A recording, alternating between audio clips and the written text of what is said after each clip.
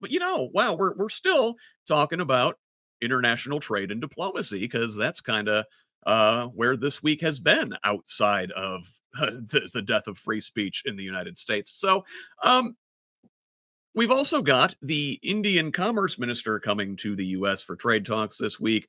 That is Piyush Goyal. He will lead an official delegation to the U.S. for trade talks on the 22nd. That's the middle of this week.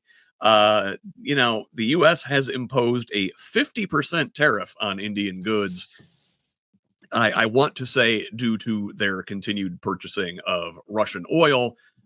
This visit assumes additional significance amid the U.S. administration's sudden decision to hike the application fee for H-1B visas, which is the next story.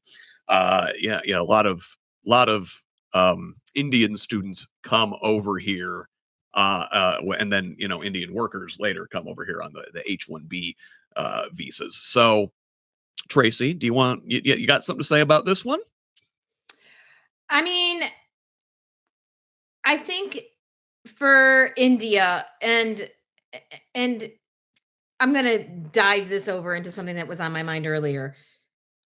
With these foreign students, it's we're now creating a culture where we've undercut all of the benefits that they've provided us. We've created a nation where we're foreigners and trade partners now feel unwelcome. And when you do that, you undercut everything else that you've done.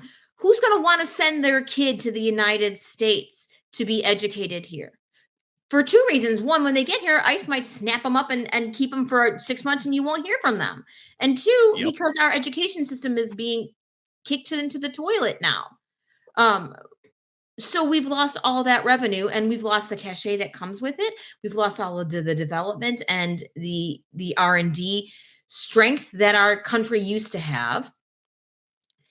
It's and now other foreign trade partners are not going to want to send their expertise here. We haven't even touched on what happened with the South Koreans for all of this Oh my God. Yeah. manufacturing might that Trump wants to resurrect in the great old industrial belt of the United States.